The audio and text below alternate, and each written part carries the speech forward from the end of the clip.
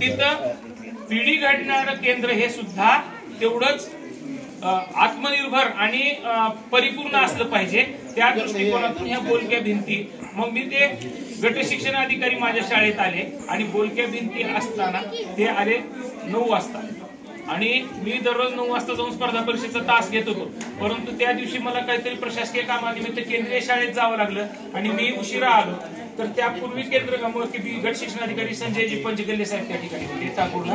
ते आले आणि ते वास्तविक माझ्या शाळेला व्हिजिट करण्यासाठी आले नव्हते. ते एका प्रशासकीय म्हणजे एका शाळेच्या शालेय पोषण आहाराच्या खासगी उर्दू शाळेच्या तपासणीसाठी आले होते आणि तिथं शाळा भरायला वेळ आहे म्हणून माझ्या शाळेमध्ये ते आले.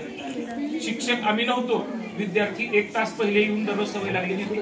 आणि विद्यार्थी काय करत होते तर त्या भिंतीवरच आपापल्या वर्गासाठी आपापल्या अध्ययन स्तरानुसार आपला अभ्यास करत होते. मग सर साहेब आले, वरांड्यात बसले.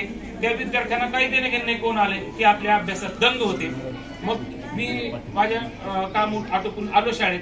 परिपाठाची वेळ झालेली होती. आम्ही परिपाठ घेतला आणि साहेबांनी ऑफिसमध्ये गेल्यानंतर भरभरून आमचं कौतुक केलं की म्हणले सर की मी आलोय, कोण आलं काय कोण गेलं काय.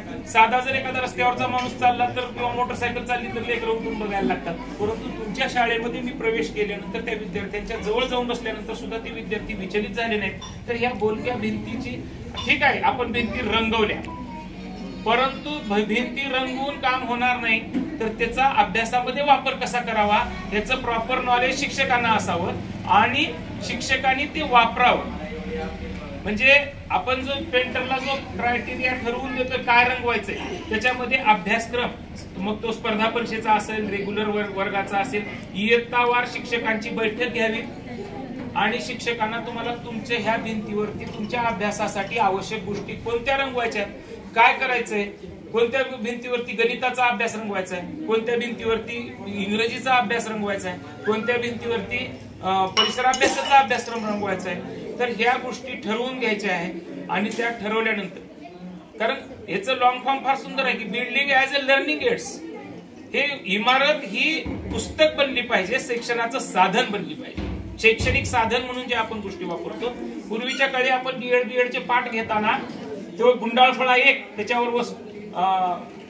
वस्तुनिष्ठ प्रश्न मूल्यमापनासाठी तासिका संपल्यानंतर तास किती यशस्वी झाला याचं फीडबॅक जाणून घेण्यासाठी एक वस्तुनिष्ठ प्रश्नांचं रोलअप बोर्ड, गुंडाळफळा आणि एक भला मोठा चित्र आपण सोबत घेऊन जायचो. समजा शिवाजी महाराजांचा मी धडा शिकवणार आहे एखादा 4थीच्या इतिहासातला, तर त्याच्यावर शिवाजी महाराजांचा किंवा रायगडावरचं काही असेल, प्रतापगडाच्या पायथ्याचा असेल, कुठलं जर चित्र असेल तर ते चित्र त्याच्यावर रेखाटलेलं असायचं, जेणेकरून एक चित्र हे हजारो शब्द बोलण्यापेक्षा एक चित्र ते काम करत. आणि म्हणून ते एक चित्र करत होतं तर इथं अख्ख्या भिंती रंगलेल्या आहेत. ते जर विद्यार्थ्यांनी त्या घटकाशी अनुरूप असेल तिथं जर शैक्षणिक साधन दिसलं, उदाहरणार्थ आपण राष्ट्रीय प्रतीक आहे, माझ्या उजव्या हाताला राष्ट्रीय प्रतीक आहे. आपण कितीही ओरडून सांगितलं की national flower, national bird, national animal किंवा नॅशनल अँथम किंवा इंडियन ट्राय कलर किंवा फ्लॅग, हे सगळं किती ओरडून सांगितलं. एक एक्झाम्पल म्हणून सांगतो मी. माणसाची गोष्ट नावाचा 3रीच्या अभ्यासक्रमात एक घटक होता आणि मी तो शिकवत असताना विद्यार्थ्यांनी विचारलं सर ही गुहा काय असते, सर हे त्याला काय म्हणतात, कोरीव काम जे दगडामध्ये शिलेमध्ये केलेलं, लेणी काय असतात, लेणी. तर मग आता लेणी म्हटल्यावर वेरूळ अजिंठा तर खूप मोठी सहल होईल. मग आपल्या जिल्ह्यामध्ये खरोशाला आहेत. मग मला त्या दिवशी वाटलं की बाबा आपण इथं कितीही समजून ओरडून सांगितलं तर विद्यार्थ्यांना ते व्यवस्थित समजणार नाही. आणि म्हणून आम्ही सहलीचं नियोजन केलं. मग त्याच्यामध्ये जे स्थळं त्या ठिकाणी ऐतिहासिक, धार्मिक अशी आहेत ती करत करत आम्ही खरोशाच्या लेण्यांचं मुख्य फोकस ठेवला आणि ती लेणी दाखवली. तर विद्यार्थी म्हणले सर तुम्ही तेवढं समजून सांगितलं होतं आम्हाला समजलं नव्हतं, पण इथं प्रत्यक्ष लेणी पाहिल्यानंतर आम्हाला समजलं. मला हत्ती शिकवायचं तर मी हत्ती वर्गात घेऊन नाही जाऊ शकणार शिकवायला. मला एखाद्या वाघाचं सांगायचं तर मी वाघ किंवा राष्ट्रीय प्राणी वाघ आहे म्हणून वाघाला एखाद्या जिवंत वाघ अनुवर्गात नाही उभा करू शकणार. तर तो इथं चित्र रूपाने आपण दाखवला तर आपल्या 1000 शब्दांचं काम हे एक चित्र किंवा एक भिंत आपली करणार. आणि म्हणून शिक्षकाचं काम सोपं करण्याचं माध्यम हे बाल उपक्रम.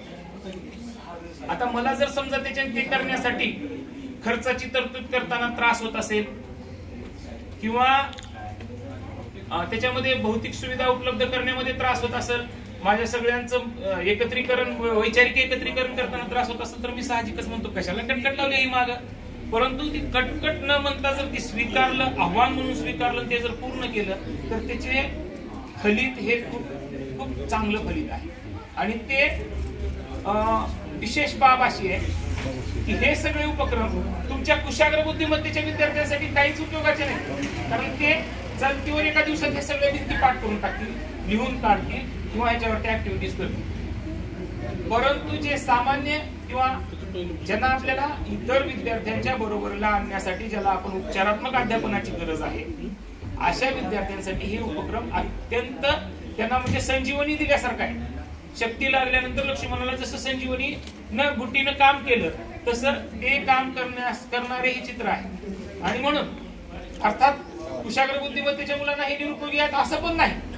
ह्याचा वापर कसा करायचा, एक मोर आहे, एक मोर ही जर विषय वस्तू म्हणून आपण विद्यार्थ्यांना दिला, हा मोर जर विषय वस्तू म्हणून विद्यार्थ्यांना दिला तर एक विद्यार्थी एका मोराबद्दल एक वाक्य तयार केलं तर दुसरा विद्यार्थी नाविन्यपूर्ण दुसरंच वाक्य त्या मोराबद्दल तयार केलं.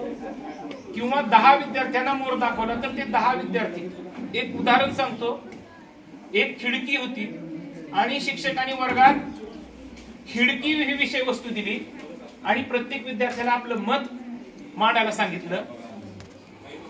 तर आपल्या वर्गामध्ये बसणारे सगळे विद्यार्थी हे सारख्याच कौटुंबिक, सामाजिक, आर्थिक परिस्थितीतून येतात अशातला भाग नाही. प्रत्येक विद्यार्थी खिडकीचं महत्व, खिडकीचं वर्णन आपापल्या शब्दात करू लागला.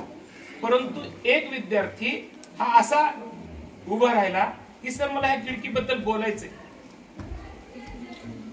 आणि मग त्या विद्यार्थ्यानं आपलं व्यक्त व्हायला सुरुवात केली. तो विद्यार्थी म्हणाला, उठला आणि सर माझ्या आई वडिलांमध्ये जमत नाही, बेबनाव आहे त्यांच्यामध्ये, वडील माझे व्यसन करतात आणि म्हणून आई वडिलांचा बेबनाव आहे आणि वडील नेहमीच उशिरा घरी येतात आणि वडील उशिरा घरी येतात तर मला वडिलांची चिंता वाटते, ते कुठे गेले असतील, सुरक्षित असतील का नाही, म्हणून मला ती खिडकीतून वडील कधी येतील हे वाट पाहण्यासाठी म्हणून ती खिडकी मला उपयोगाची. म्हणजे एक खिडकी ही प्रत्येक विद्यार्थ्यासाठी विषय वस्तू कशी वेगळी असू शकते, तर या भिंतीवरचं एक चित्र प्रत्येक विद्यार्थ्यासाठी हे वेगळं विषय वस्तू म्हणून असेल. त्याला विषय वस्तू म्हणून ठेवली तर त्याचा दृष्टिकोन त्याच्याबद्दलचा वेगवेगळा असू शकतो.